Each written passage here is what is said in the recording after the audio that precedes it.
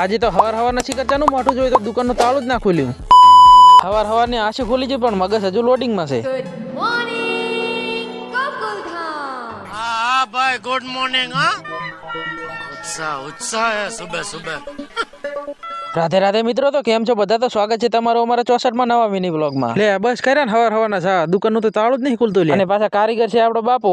કોઈ હવે એમ ના કહેતા કે સુરત દાદો મોડા ઉઠ્યા છે. એકચ્યુઅલી મારે જ ક્લિપ લેવાનું મોડું થઈ ગયું એટલે 10 વાગે પાછો ગામમાં ખોડિયાલમાં રમેલ હતી, પાછો અહીંયા આવી ગયો. ધીસ ઇઝ મારી જેમ સાના બંધાણી નાનચા અમારા ફુલાવર. કોક મને સાનું કે હું સા ના પીવું બને જ નહીં કોઈ દી. કોઈ હવે એમ ના કહેતા કે સાનો આર્યો લેટવો છે. બંધાણી શું બંધાણી? ओ भैया धोखा A few moments later. પછી તો અહીંયા જમણો રતન મૂર કાળું ભાઈ બી નીકળી ગયા વાટચી થાળીઓ જે હાથ આવ્યું લઈને. હવે કોઈ એમ ના કહેતા કે આને તો ખાવા આખી થાળી ભરી લીધું છે. એકચ્યુઅલી થાળી નાની છે એટલે હો. अच्छा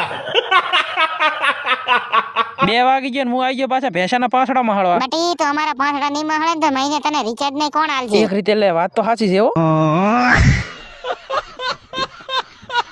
ઘરે જૂના માયક પડે મેં કીધું લાઈને આજ તો દુકાનમાં લઈ જઈને ચેક કરું વાગે હે કે નહીં વાગતા. એક માયક મેં ઉઠાઈ લીધો ને એક માયક પકડાઈ દીધો મારી બેન પણ કાઢી ને દુકાને માયક લાવી દીધો પણ એક વાગે ને એક નહીં વાગતો. હવે શું કરવાનું? લે આપડે તો 1 વાગે તો ઘણું છે, કેમ કે અમુક છોકરા રોતા આવે ત્યાં હાડી તો મેલવાક નહીં.